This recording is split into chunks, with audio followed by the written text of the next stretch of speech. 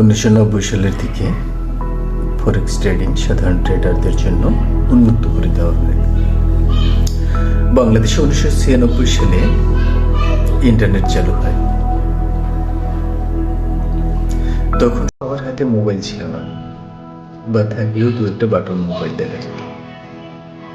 2000 সালের পরে বাংলাদেশে র্যাপিডলি মোবাইলের সংখ্যা বাড়তে থাকে। স্মার্টফোন সেটা অনেক পরে। তো 1996 সালের সাথে সাথেই আমাদের দেশে ফরেক্স ট্রেডিং শুরু হয়নি, কারণ তখন 0.01% মানুষও ফরেক্স সম্পর্কে জানত না।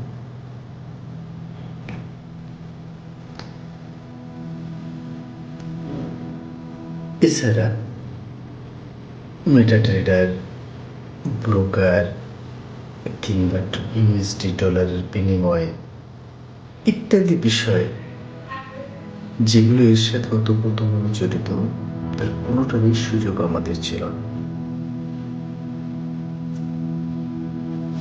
ইন্টারনেট স্পিড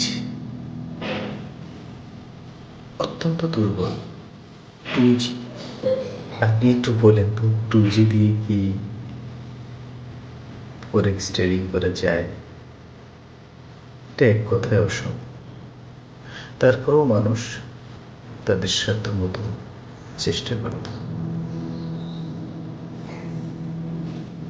তো সেই হিসাব করলে আজ আমরা ফরেক্স ট্রেডিং এর স্বর্ণযুগে বাস করছি। সমস্ত রকমের সুযোগ সুবিধা আজ আমাদের হাতের নাগালে।